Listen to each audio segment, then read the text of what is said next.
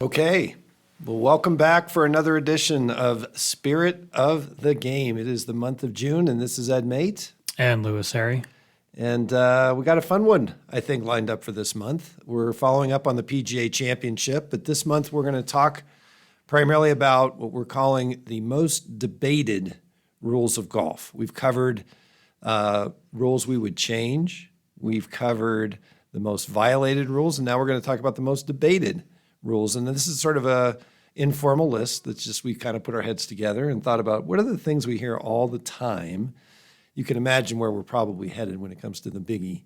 But yeah, I think it'll be kind of a fun chat. So this is just to preface this, we're not fixing anything today. This is not what we're going to fix. This is not what we're going to change. There's no policy being pushed through the board of directors here for that's right. For these rules. This is just being basically a mirror of what we hear all the time. Yeah, this is just purely, and really, I don't even know how much debate it's going on. We're just touching on what is being debated out in the world. Of people who are interested in the rules or when the rules come up. This is just purely diving a little bit deeper into the discussion of the debate on some of these topics. Exactly. So since in the spirit of following up on the PGA, to me, the most notable ruling that came out of the PGA Championship, won by Brooks Koepka, amazing, his fifth major, was the ball overhanging the lip. This came on Saturday. Lee Hodges paired with Jordan Spieth. We did a rules video on it. I did an impromptu rules video on it, so I'm sitting there enjoying the PGA, watching, and the commentators, of course, driving me crazy because nobody in the broadcast booth knows the rules. And again, this frustrates the heck out of me, as I'm sure it does many other rules nerds. Come on, bring in Tom Karpus, bring in Brad Gregory. They've got him there, but they don't even have enough knowledge of the rules to know what was going on. So just to frame this, Lee Hodges, I think it was on 14 or 15, hits a putt, overhangs the lip. They stayed with it the entire time. The ball overhung the lip of the hole for a good 33, 34 seconds. And the only thing that was being shared was that ball's still moving. You could hear Jordan Spieth saying the ball's still moving. Not one person mentioned that, oh, by the way, there's a rule for this. When a ball is overhanging the lip of a hole, you're allowed a reasonable amount of time to get to the ball plus the count of 10. And if the ball falls in before the count of 10, very good. The ball was hold. Falls in out of the count of 10, the ball is still hold, but you have to add a penalty stroke. So to me, this is one, when it comes up, it is debated whether that's right or wrong. And again, the things Jordan Spieth was saying about the ball still moving was exactly why the rule got changed, because the idea was you can't play a moving ball. You can barely, but you can see it moving. Again, this rule 13.3 supersedes like that. I got the rule number because I just looked it up. Supersedes. So what are your thoughts on this one? I think the heart of the debate is, we were talking about this earlier, the heart of the debate is just people with misinformation on what the rule contains. And, on Twitter or online or wherever else you see these debates or these debates comes up, the heart of the debate is, well, you can't hit a moving ball. And, why can't they say the ball's still moving, they can't hit a moving ball? And that's kind of where everything stems from all of this. But when we talk about making a stroke at a moving ball, we're talking about it anywhere else on the golf course other than when the ball is overhanging the hole. Specifically for the situation where we have the ball overhanging the hole, now 13.3 is going to overtake any other rule in the book. So throw away the argument about you can't hit a moving ball, the ball's still moving. Everything contained in 13.3 is going to tell you that once that ball has overhung the hole for more than 10 seconds, we're going to treat it at rest. No matter if we think microscopically it's wiggling or rotating on that one last dimple. Right. The rules are going to tell us otherwise. So I think where the people debate, wow, that's a bad ruling or that's unfair or those people just don't fully understand what the rule is telling us. Right. And the history there, this was written for good reason. There's a very notable, don't know the year, but it was a ball. I think the player was done in January. We waited literally minutes for a ball to fall in the hole. So when that does happen, we need to have a way of dealing with it. By the way, thank you for pointing out in my video my incorrect use of interpretations. We went from decisions to interpretations, and now we're at clarifications. Is that correct? Well, we had both from 2019 to last year, we had both interpretations and clarifications. Okay. The interpretations is what you're thinking of was in the book of what we used to call decisions. Okay. We've done away with all of those terms now. We're just solely going off of clarifications now. Okay. I'll try to get that clarified in my head going forward. Okay. So that was number one on our list. What do we got next on the most debated rules? So before we get into the bigger ones, the last one we'll touch here has to deal with something else that happened in competitive golf, U.S. Open qualifier about 2.5-ish weeks ago. In Illinois, Illini Country Club, they've hosted a U.S. Open qualifier for, I think I read their 45th year straight or something. They've hosted a local qualifier. So unfortunately for this year, they had aerated greens during their qualifier. Now, unbeknownst to this one player, who, by the way, shot a course record 62 to take the medalist spot, later realized that what he was fixing all day was aeration holes, and we're going to get into the whole topic of why you can't fix an aeration hole.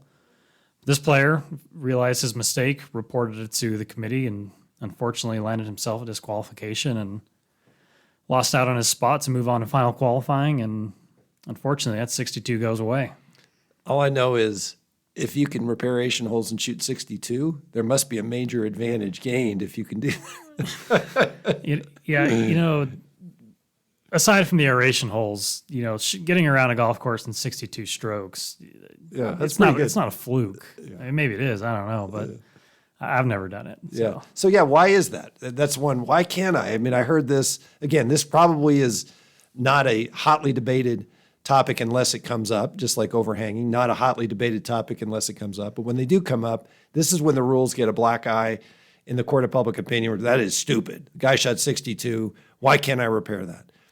What would be your answer? Yeah, it's funny. It's funny you said it doesn't. The debate doesn't come up until something happens, and whenever something happens that the masses view as unfair or harshly penalizing, it seems like the rules are stupid crowd comes out in droves. Which, whether that's on Twitter or wherever else in the comments section on Facebook, they seem to come out, with pitchforks in hands, and another example of why the rules are stupid. But getting back to our aeration hole topic here, ever since the last 4 years with the major revision in 2019, we've pretty much been able to repair anything on the putting green with a couple exceptions mixed in there. Spike marks, ball marks, shoe damage, animal damage, a lot of those things that are created by an animal or a person, we're going to be able to fix and not have a penalty attached, and we're going to be able to restore that putting green as much as we can. Unfortunately, we're still left with a few things that are off limits. Things that are done by irrigation or rain, those are natural things that occur. Rain's a natural force. We're going to have to leave it alone. Any natural surface imperfections like disease or just the way the green normally is, you got to leave it alone. That's just the way the green is. The third thing that comes up is that are things that are done from normal maintenance practices. So verticutting streaks, aeration holes, things that are done in a normal practice to maintain the condition of that green. Unfortunately, those are things you're going to have to leave alone. You're not going to be able to fix those things under Rule 13. Aeration holes fall under that normal maintenance practice. It's a normal maintenance practice that happens once or twice a year to maintain the best putting surface that we can. And unfortunately, aeration holes they're put there for a purpose. We're not just punching holes in the green just because we want to punch holes in the green. The aeration hole is put there for a purpose, and the reason we don't want you fixing it is because we don't want you caving it back into the green to eliminate the purpose of the aeration hole being there in the first place. Now, I understand it creates a less than ideal putting surface for when they are there. Now, I don't know what the specific aeration that this course did for this qualifier, whether it was very small tining or a deep core aerification. I don't know. Regardless of what type of the hole that was created, you still got to leave it alone. It's something you're not going to be able to fix unless there's a model local rule in place, which there was not in this case. So I think the real issue here is the ball coming to rest in an aeration hole. And I think there's sort of a universal misunderstanding, I think, among golfers where you're always entitled to a perfect, nobody likes to putt when their ball's sitting in a hole. We all want to have a nice, get that ball started out rolling and not bouncing. So I don't know exactly what this player did, but I guarantee you other players in the same qualifier were probably guilty of over repairing the area that they were replacing the ball in. That would be my guess. I don't know if he was repairing them right directly in front of his ball. But again, a good reminder that if your ball comes to rest in a depression in the green, whether it's an aeration hole or just an imperfection, if it's any kind of damage, go ahead and repair it. A lot more liberal today than it was before 2019. But you're not entitled to a level lie when your ball lies on a putting green. That would be my guess, is that he was probably repairing it where the ball was lying. Possibly, or even you mentioned even replacing it possibly on a different spot than where it needs to be replaced. Tweaking it a little bit to the left or to the right, and I guarantee you players are doing that. It's very hard to put your ball back in a hole because you know it's going to get a very bad start on that. So, yeah. Well, what's nice about the rules is that if we do, maybe we happen to not be exactly on top of the aeration hole, but we're just to the side of it and we can't get a ball to be replaced at that exact spot, well, we have a completely different rule that handles that situation. Exactly. So, yeah. I don't know exactly. I didn't read enough. The article didn't go enough into the exact circumstances of, was he repairing it to this extent? Was he doing something else with the aeration holes? Yeah. So the article didn't give me enough information to really get into the story, but either way, it's one of those things where when aeration holes come up, there's a lot of divided opinion on what should happen with them. You described it very well. So, okay, now that we got our juices flowing on debated rules, those two admittedly are, like you said, that's the stupid crowd, or this rules are stupid crowd coming out because these were timely and topical. The remainder of our list is stuff are the perennials that are always open. So there's nothing going on in the rules. There hasn't been an incident. There hasn't been a ball overhanging the lip or anything like that. What does the golf community want to complain about? And what are the areas, what are the biggies? So number one on my list, and we came up again on this one when we came up with rules we would change. We're not going to relive that, but it's the 14 club rule. It's amazing to me the variation of opinion on this one. You have people that think it should be something more than 14. You think others think it should be, like you and I, should be less than 14. But it is definitely a rule that gets debated a lot. Fundamentally, the principle here is golf is a game of skill, and we're going to limit you in the number of implements you can use. As I always like to say, it's a game of skill, not how strong your caddy is or how big your bank account is so you can buy a golf game. So that's really what we're trying to solve for here. Again, if it was up to me, we'd reduce it. The practical part of me says that's never going to happen. And I think I kind of land on, you know what, we're not changing it. Let's just hold steady on 14.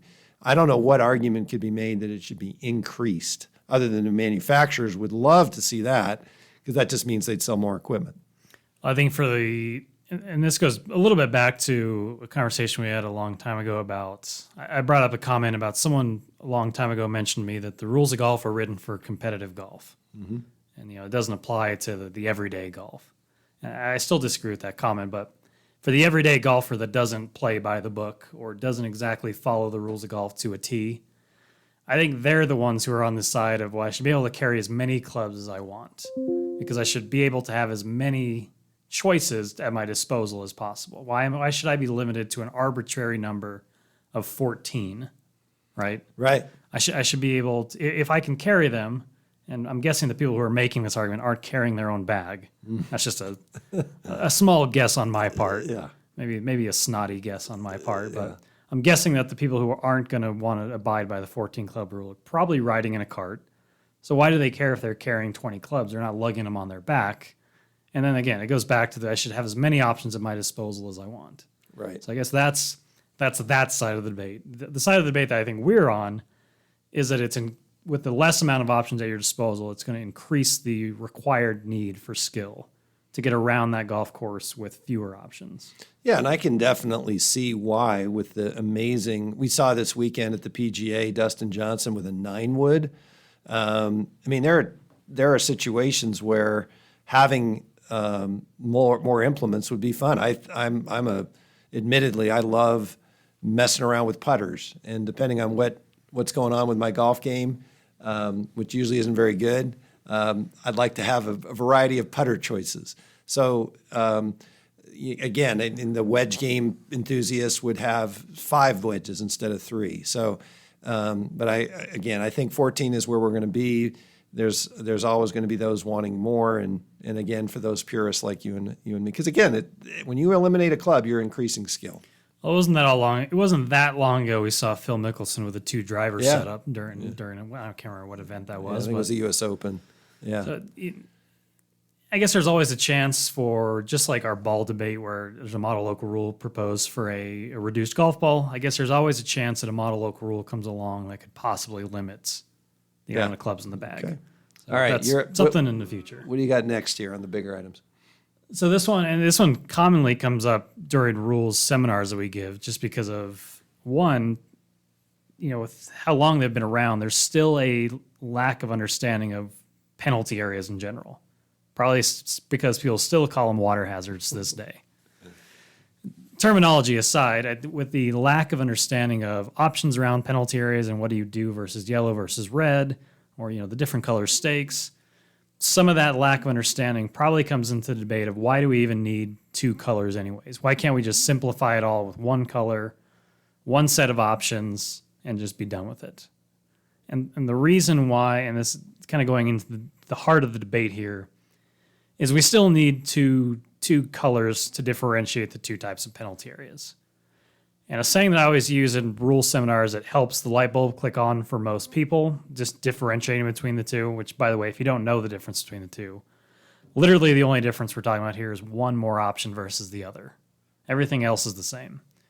So the way I always try and have the light bulb go off with people in rules seminars is if we think about penalty areas with yellow versus red.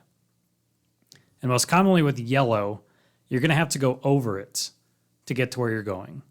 If you're playing a hole with a red penalty area, you can probably navigate the hole without ever encountering it if you're hitting the shots where you're supposed to hit them.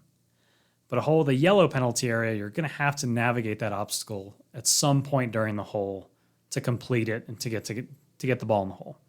So the way I always try to differentiate is with yellow penalty areas, those are going to catch short shots. Red penalty areas are going to catch stray shots. So what I mean by that is the yellow penalty area is catching a short shot. You didn't quite navigate it enough to get to where you're going. You were short of the objective. With a red penalty area, with catching a stray shot, you went off the path somewhere. You delineated between the line you were supposed to take on the hole, and you got caught up somewhere else. So that's kind of the way. And when I use that analogy in rule seminars, I do see some people have the light bulb click on. So because those are so different, because one is a required navigation versus the other, that's the reason why we need the differentiation.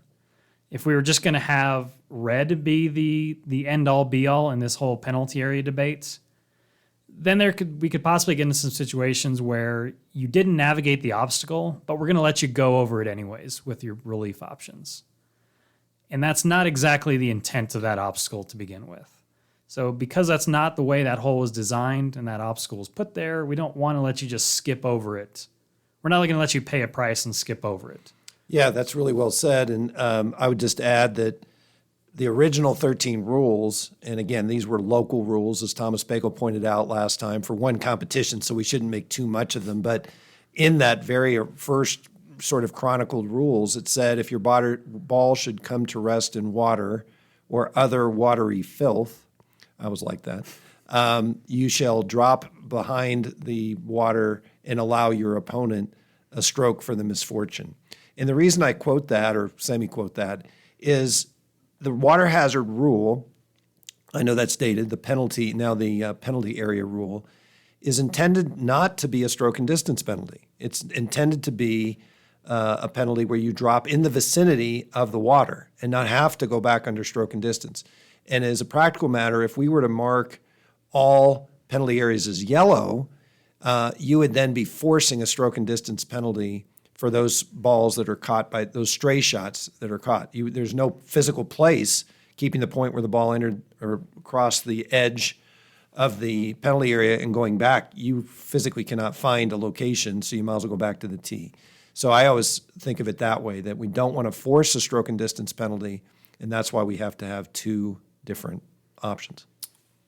And what's nice to know is stroke and distance still is an option for any penalty area, which If you look into Rule 17.1, you'll see stroke and distance as the first available relief option for either yellow or red. But kind of like you were saying, that it's not intended to make you go back like a ball lost or out of bounds. When you have a ball lost or out of bounds, you're breaking the chain of events from green to tee, or from tee to green.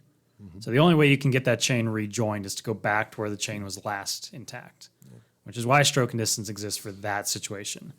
For a ball in a penalty area, you're still on the golf course. You never left the golf course. You know where your ball lies. You're virtually certain where your ball lies. So the chain really hasn't been broken in that scenario. So that's why we're giving you those other relief options. Yeah, and speaking of following up on the PGA, there was a ruling that maybe you can quickly recap with Phil Mickelson, and it is a change in 2019. So before you get to that, just putting a bow on this one, no change. I think we have to keep red, we have to keep yellow. As much as the rule makers tried, and I was part of that conversation in 2019 to simplify to one, it just is you end up with a pretty bad outcome if you try to go with either all yellow or all red. Neither is good. I think we have to, and I like the way you said it. It's not that much difference. We're only talking about the 2 club length option for a red penalty area is not that big a hard a thing to understand. No, and again, it's the reason why we still need to differentiate is because they're serving 2 different purposes. Even though they're the same, essentially the same relief options, less 1 for yellow. They're serving 2 different purposes when they're marked 2 different ways. Like I said, you have to navigate one. Right. One is requiring you to get over it. That's testing your skill. I always think of a round of golf, not to get on a long tangent here. I think of a round of golf as a test of 18 questions. Mm-hmm. Each hole is going to ask you a different question. And a hole with a yellow penalty area, the question it's going to ask you is, can you navigate that yellow penalty area, in one stroke? That's going to be the question. Right. And if you can't answer that question, if we're going to let you skip over that question by calling it red and giving you the option to drop on the other side, then it's failing to do what it's intended to. Yeah, and kind of staying with your metaphor, I'll probably mess this up, is if you decide to ask a question that wasn't on the test, we still want you to be able to finish the test. Right. So that's where red comes in. So remind what happened with Phil this weekend. So it sounded like Phil had a ball in a penalty area. He was going to take his relief using the back on the line relief option. Now I'm going to preface this by saying Phil had some other misinformation in his head, just based on the conversation he had with the referee when I was reading it. But he was going to take back on the line relief. He had figured out where he'd last crossed the penalty area, where his line was going to go from the flag through that point, and he was going to go find a point on that line. He was going to drop the ball. He looked like he was dropping the ball 1 or 2 club lengths off of that line. Now, in 2019, you were able to find a 1 club length relief area to either side of the line at the spot you chose, and you're going to drop the ball in that relief area. That was in 2019. In Phil's head, just based on the conversation he had with this referee, it sounded like Phil thought that he got a 2 club length relief area from that line. So one, he might have been dropping in the wrong place even back in 2019. Right. Another conversation. We may have to go back and review some of Phil's drops from the last 4 years. That's all Phil needs. Yeah. Let's put him and Tiger and compare who made the worst back on the line drop. Yeah. But anyways, referee comes in, kind of interjects himself and says, "Hey, just want to make sure you're getting the ball in the right place. It looked like you may have dropped off the line." Phil argues with this referee. He doesn't think that's right. Let's think of who's right here. Phil Mickelson or someone who's refereeing a major championship. But, another referee gets called in for a second opinion. He backs the first guy up. He says, "Nope, change in 2023. When you're taken back on the line relief, we're going to require you to drop that ball on the line now. Whichever point we choose on the line, as far back as we want to go, we're going to have to drop that ball on the line." Now, unlike 2019, where we picked our own relief area, the relief area is now created when we drop the ball on the line, and then the ball can roll up to 1 club length in any direction, even closer to the hole now. So once we drop the ball, that's when we're going to activate the relief area. And wherever that ball rolls up to 1 club length, that's going to be the relief area we create. So Phil, I don't think, was aware of that change for 2023. He still thought he got that club length allowance to either side of the line. Sounds like he thought he got too many club links from either side of the line there, Well, but we'll give Phil a little break. He's got a lot on his mind these days, other than that. But well summed up. Okay, let's move on. Again, these are debated rules that are kind of always up for debate, or at least seem to have been major topics of debate the last several years. And this one doesn't come up a lot, but is pretty regular, is the long putter. When it comes up, it's usually directed at Bernhard Langer. So if Bernhard Langer wins, that's when people get all frothing at the mouth again and say, we got to do something about this, particularly if he's anchoring, which if he is anchoring, he is violating this rule. I won't try to take that one on. But again, this is one of those, the rules are stupid. Why is the USGA taking away my enjoyment of the game by legislating? This is a no harm, no foul rule. It's for the average player. Interestingly, George H.W. Bush, the first Bush president, actually wrote a letter to the USGA advocating for them not to change this rule because he was one of those who liked the long anchored putter. So again, I think as we settle in today in 2023, I happen to think they've got it exactly right. And I say exactly, there's no perfect here. Some people don't like the arm lock and say, we ought to get rid of that. You have to draw the line somewhere, and I think they've drawn it in the correct spot where if you have a third point of contact, or however you want to describe it, or kind of when you're anchoring it against your torso, your belly, you clearly are creating a stabilizing influence, and it's no longer a free-flowing stroke. So you look at the posters that try to, capture, what is correct and what isn't. And as you watch the PGA Tour today, I don't get sick to my stomach anymore when I see that going on. And again, I think it's pretty clear to me the best players in the world are still putting pretty conventionally. Cam Smith, if you watched him this past week at the PGA, the guy made everything, and he's not arm locking, and he's not using the Siwoo Kim, Bernhard Langer approach either. So a much debated rule, but I think we've got it right. I was just thinking while you were talking there, not that I wasn't listening to you, but I was thinking while we were talking there, have we had a major championship winner with a long putter since Adam Scott? Yeah, I was going to say Adam Scott stands out because that was one. Since Adam Scott, I don't think we've had exactly. And I was trying to think, the recent years I can remember pretty well, but the 2015, 2016, 2017, those kind of years are a little hazy to me. Not that I don't remember those majors. Well, I know Keegan Bradley was a belly putter. He was 2011 though. Yeah. Adam Scott was 2013, I believe. Yeah. And that was, I can't lose track. Was he anchoring then? Was he actually, or was that after the anchor? No, I thought that was during the 2012 revision. Yeah. At any rate, you're right though. I mean, the fact of the matter is the best putters in the world do not arm lock. They don't try to use the broomstick.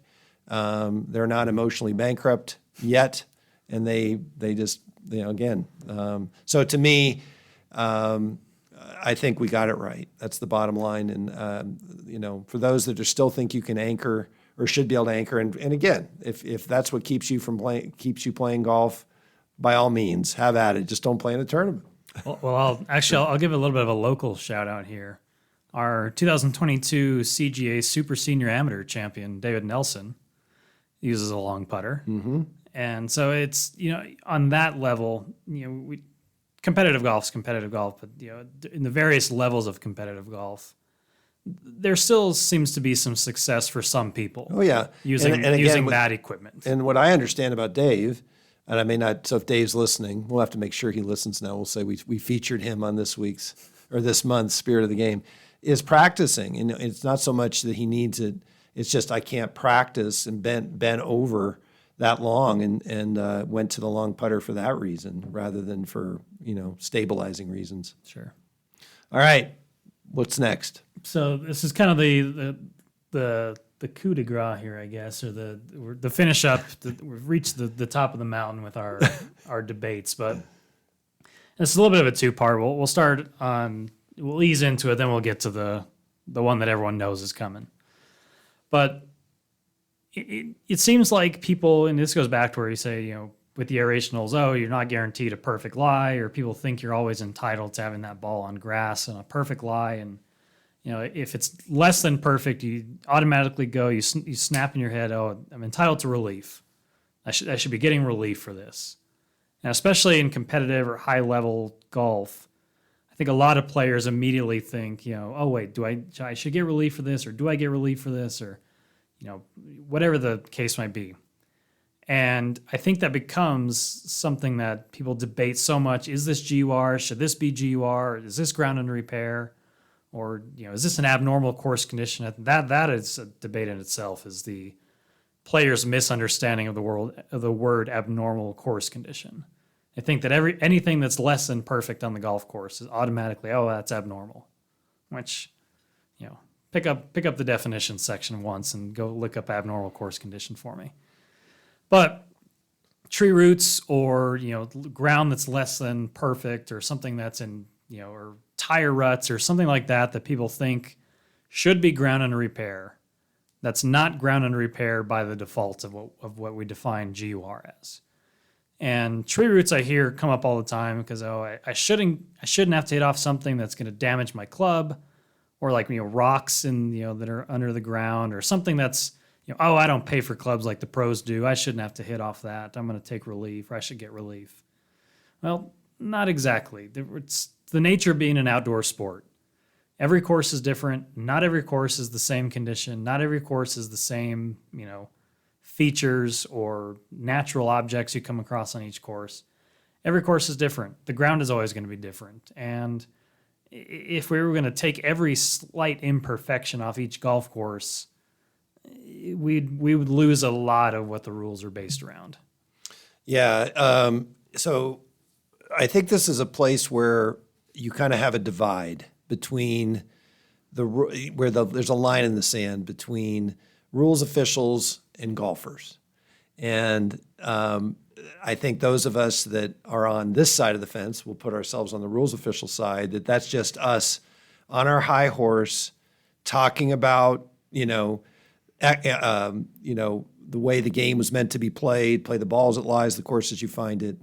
So as we enter into the topic you've alluded to of divots and fairways, this is a topic, it's amazing to me how divisive and debatable this topic is, and how vehement people become about that should be ground under repair. And despite our best efforts, and I'm going to use the hour to describe rules officials and our perspective, and you talk about light bulbs going off, we use all kinds of tactics to try to make our point. When is a divot not a divot? Every time you end up with a ball in the fairway, a player is going to claim that some form of divot relief if it's less than a perfect lie. That's you'd think that would convince most people, and I think most people who are on that side of the fence have never worked as a rules official and have never had to be there on the receiving end of an argument where you're telling a player no relief. Do that once, and I think you'll have a much greater appreciation for why this would be so untenable to grant relief for divots and fairways. And when you have people like Jack Nicklaus and others saying this should be ground under repair, it's very frustrating. And I think we have a tendency as rules officials to kind of become frustrated, impatient, and almost condescending when we say, well, if you hit your ball in the rough and you get a good lie, you don't step on it and give yourself a bad lie. And again, I said that with an intended sort of tone of voice because I think it does come across as condescending. But that it's very, to me, that is golf. That to me is the summation of the game. You get good breaks, you get bad breaks, and you have to accept them. And it would absolutely destroy the game if you were to, it's more than a slippery slope at that point. If you said, okay, divots and fairways, and again, where are you going to draw the line? Is it sand-filled divots? So again, the reason I think we get so adamant about this is because as rules officials, we understand just how important that principle is and how unworkable our jobs would be if we were to even begin to open that door. Yeah, I go back to something where I was told a long time ago when we're talking about GUR, when we're deciding, do you mark it, do you not mark it? What is GUR? Do you define something as this way? I always try to think in the back of my head before I mark something or before we're deciding what is GUR, is this part of the challenge of playing the course? Mm-hmm. And again, going back to being an outdoor sport and having to deal with the bad breaks and the good breaks you get, and the ball is just you're gonna go play the ball where it lies, and you're gonna play the course as you find it. Playing, up against a divot or something that's less than ideal is just part of the challenge of playing the course. And now, again, there's things that come up that, of course, they're not part of the challenge of playing. A massive hole in the middle of the fairway from where a pipe burst. Of course, that's not going to be part of the challenge of playing the course. That's going to be marked as GUR. Playing up against a tree root that tree has been growing there for 50 years, that's just part of the challenge of dealing with the golf course the way it's found. Mm-hmm. So I think that what is and what is not the challenge of playing the golf course, that plays a part into it. And another argument I heard about the divots in the fairway, and if a player got relief from every divot they came across, it would somewhat de-incentivize people from repairing divots. Mm-hmm. Why should I repair a divot? I'm going to get relief from it anyways, or the next guy's going to get relief from it. He's going to get to place it or drop it in a different spot. So why should I? Yeah. Maybe I'll help the guy out behind me by not replacing it. So that would, and I don't think that's exactly 100% true. But well, and as a former caddy, I pride myself on my ability to repair a divot, and it drives me crazy, I have to confess, and it seems to be pretty much the standard now, is not to put the turf back. And again, depending on the time of year, depending on how much water is being put down, and I'm by no means an agronomist, but as a golfer, I always repair the divot. I put the turf back and then fill in the sand around it. And even if the turf isn't going to, heal, I would much rather play off that surface if I'm the next player behind me. And frankly, before sand-filled divots, good players, it's amazing to me how skilled these guys are. I'm talking about now at the PGA Tour level, the biggest complainers who want to see this change. If they can get clean contact on the back of a ball, they're going to be just fine, even if it's in a hole. That's something that they can overcome.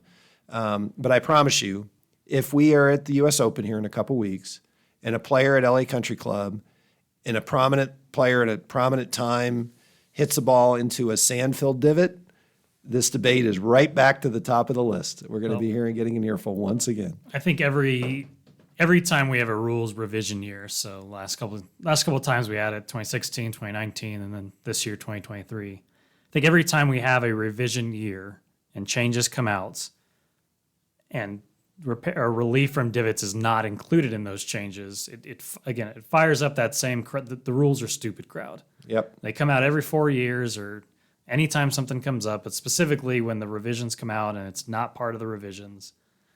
And you would think by now, however many revisions we've had in the last 20, 30 years, you would think they would get the point. It's not coming up. It's not going to happen. Well, one of my favorite quotes when it comes to the rules is by Richard Francis, who chaired the Rules Committee in the early 1900s. And he said, paraphrasing, those who question a rule of golf are questioning the sane and sensible judgment of generations of golfers. So when you question a rule and say it's stupid, just remember there's a lot of people that came ahead of you that arrived at that conclusion. And all the rules of golf are answers to questions. I like the way you said about 18 questions in playing the game. That's all the rules of golf are answers to questions that have been posed over generations. And I am just amazed at frankly, how well done they are. And so I've learned as I've gotten older and gained a little wisdom. And doesn't mean I don't have question rules. We talked about that previously. There's rules I would change, but for the most part, I think they're pretty well done. Yeah, and exactly. It's why the old decisions book was all in forms of questions and answers. Mm-hmm. If we go back and look at that book, they're all questions and answers for situations that have come up over time. And again, even today, that anytime something comes up rules-wise, we most likely have an answer for it somewhere in rules 1 through 25. That's right. So I think that's all we got. I think that's a wrap. Another good issue or episode of The Spirit of the Game. So tune in again. I'm sure we're going to have a nice U.S. Open recap for July. But this is Ed Mate signing out. And Lewis Harry. Until next time.